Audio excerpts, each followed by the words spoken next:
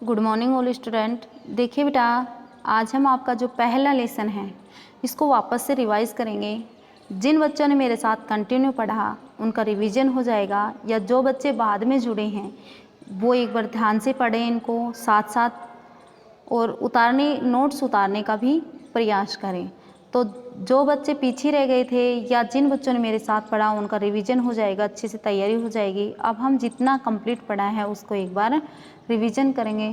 तो आज हमारा जो पहला चैप्टर है वह है पहली इकाई का मानव विकास एवं पारिवारिक संबंध, यानी मानव का जो विकास है वो किस प्रकार से होता है और पारिवारिक के जो संबंध है वो किस प्रकार के हैं। हमारा जो फर्स्ट लेसन है इसमें किशोर अवस्था में विकास, यानी किशोर अवस्था में बच्चों का विकास किस प्रकार से होता है। किशोर अवस्था जो 11th-12th के बच्चे होते हैं, या जिनको हम बोलते हैं कि जवान भी नहीं होते और वो बच्चे भी नहीं रहते, जो बीच की अवस्था में बच्चे आ जाते हैं उनको हम किशोर अवस्था में बोलते हैं। तो देखिए, इसमें 3 प्रकार का विकास है, शारीरिक है, गत्यात्मक और यौन विकास है। तो आज हम शारीरिक विकास के बारे में पढ़ेंगे। ठीक है, आपने मेरे साथ साथ पढ़ा, आपने उतारा भी होगा। आप देखिए परिचय, देखिए किशोर अवस्था शब्द अंग्रेजी भाषा के एडोलसेंस से बना है। ठीक है, जो किशोर अवस्था है वो एडोलसेंस शब्द है अंग्रेजी भाषा का, और इसका हिंदी पर्याय है किशोर अवस्था। यानी हिंदी जो शब्द है वो किशोर अवस्था है और अंग्रेजी भाषा का जो शब्द है वो एडोलसेंस है। एडोलसेंस शब्द का उद्भव लैटिन भाषा से माना गया है, और इसका जो उद्भव है, इसका जो जन्म है वो कौन सी भाषा से माना गया है? लैटिन भाषा से माना गया है। ठीक है, तो आपको तीन चीज़ें याद रखनी है कि जो किशोर अवस्था है ये हिंदी शब्द है, एडोलसेंस है ये अंग्रेजी शब्द है, और इसका जो जन्म है वो लैटिन भाषा से हुआ है। किसका? एडोलसेंस का। ठीक, आगे देखिए, इसका जो सामान्य अर्थ होता है वह होता है बढ़ना या विकसित होना, यानी बढ़ना। बच्चे आपने देखा होगा धीरे धीरे हमारे शरीर में विकास होता है, हमें पता नहीं चलता है, लेकिन बच्चों में शारीरिक रूप से मानसिक रूप से विकास हो जाता है। वो अपनी आयु, जितनी आयु होनी चाहिए उस आयु के अनुसार बढ़ते हैं, उनका शरीर है वो भी उसके अनुसार ही बढ़ता है। ठीक है, आगे देखिए किशोर अवस्था के अर्थ देखेंगे। तो किशोर अवस्था का अर्थ देखिए क्या है। किशोर अवस्था का अर्थ, किशोर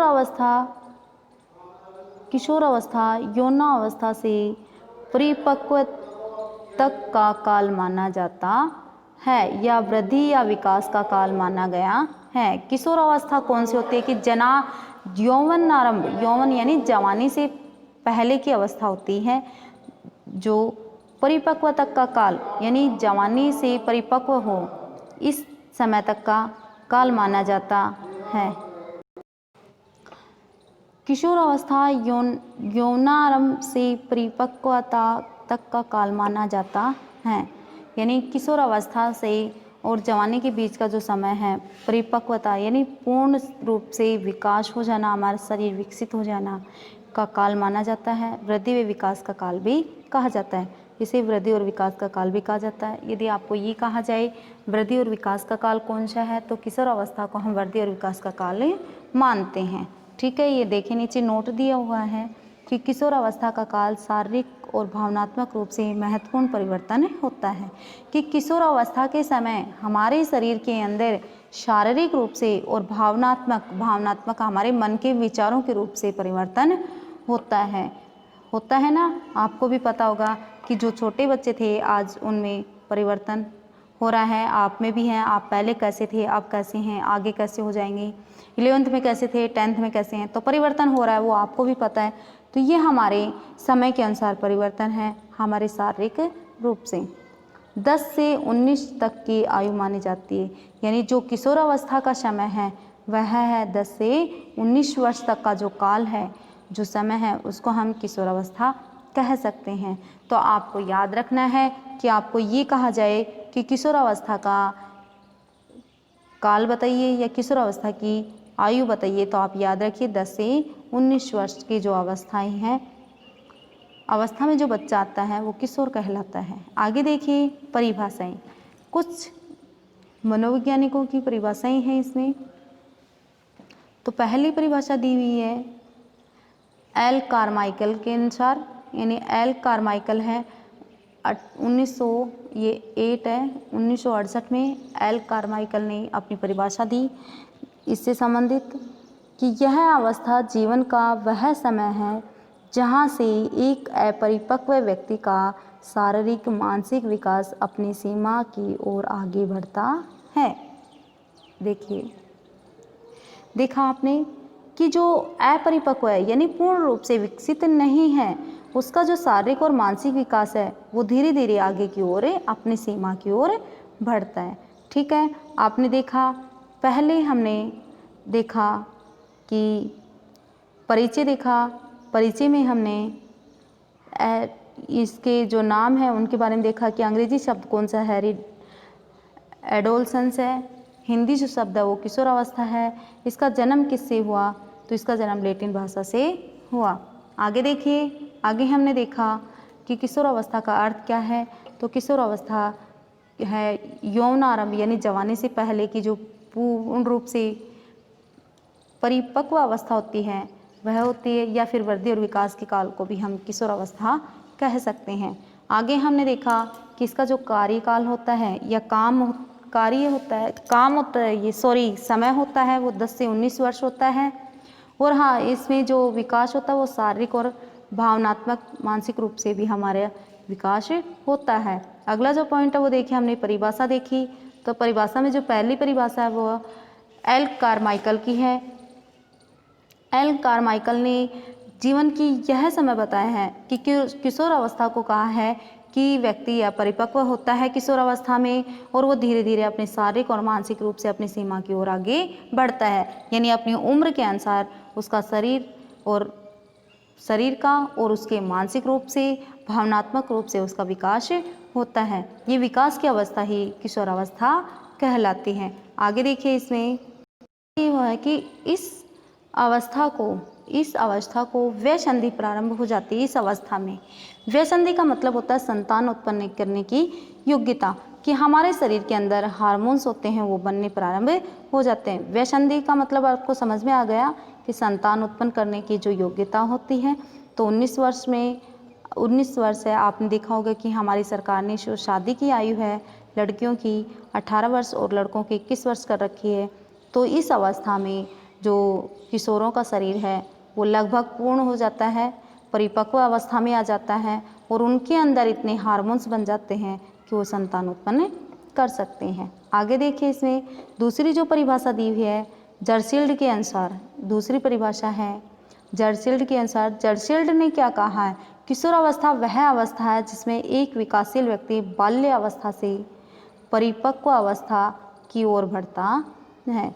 देखिए, इसमें जो जर्सील्ड की परिभाषा है कि जो ये किशोर अवस्था कैसी है कि बचपन से जो बाल्य अवस्था है वो परिपक्व अवस्था की ओर बढ़ती है। विकासशील का मतलब लगातार विकास होते रहना।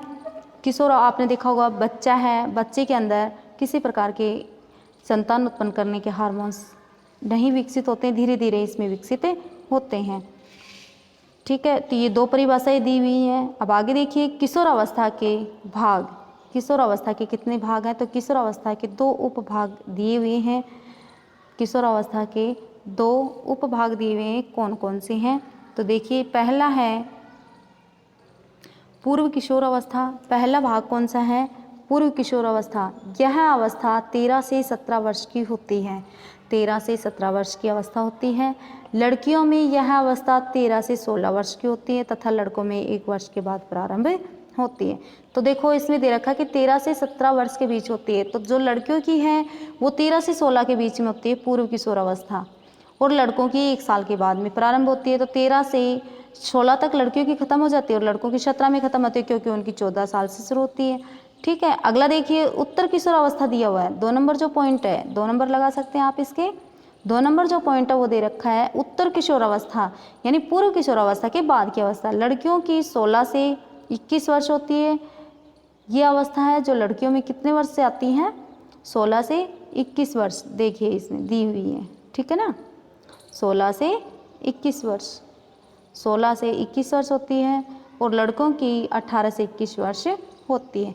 तो आपको उत्तर किशोरावस्था और पूर्व किशोरावस्था है, इन दोनों की जो वर्ष है वो याद रखनी है। तो पूर्व किशोरावस्था में 13 से 17 आपको याद रखनी है। और ये याद रखना उसमें एक बात तो कि उसके अंदर लड़कों को 1 साल के बाद में यह अवस्था चालू होती है। उत्तर किशोरावस्था लड़कियों की 16 से 21 होती है और लड़कों की 18 से 21 होती हैं।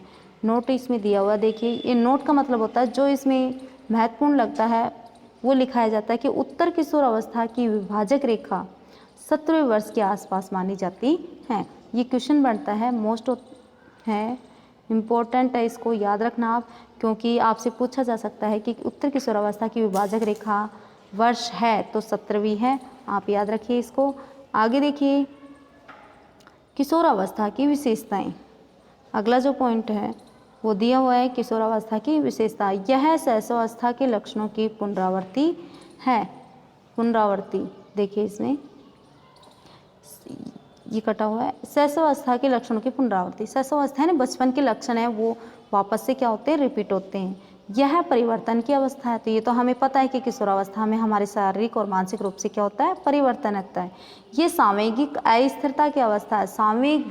संवेग क्या होता है, संवेग का मतलब होता है कि हमारे जो देखिए हमारे मन में 1 मिनट में प्रेम आ जाता है, 1 मिनट में गुस्सा आता है, 1 मिनट में हमें घृणा हो जाती है, नफरत हो जाती है किसी से। तो ये सब चीज़ें अस्थिरता यानी स्थिर नहीं रहते। हमारे जो संवेग हैं, हमारे मन के जो विचार हैं वो कभी भी स्थिर नहीं रहते हैं। ठीक है, आगे देखिए यह संक्रमण की अवस्था है।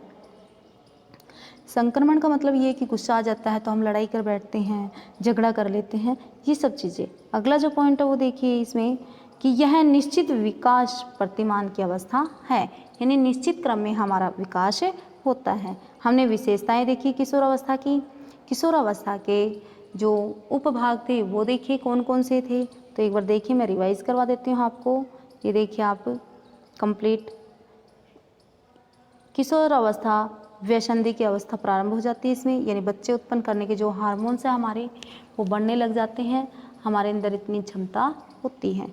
आगे देखिए अगला जो है जर्सिल्ड के अनुसार, जर्सिल्ड ने कहा है कि ये एक विकासशील अवस्था है। इसमें बाल्य अवस्था से लेकर परिपक्व अवस्था तक, यानी बाल्य अवस्था से लेकर और यौन जब हमारी जवानी प्रारंभ होती है, किशोर हो के वो बीच का समय होता है।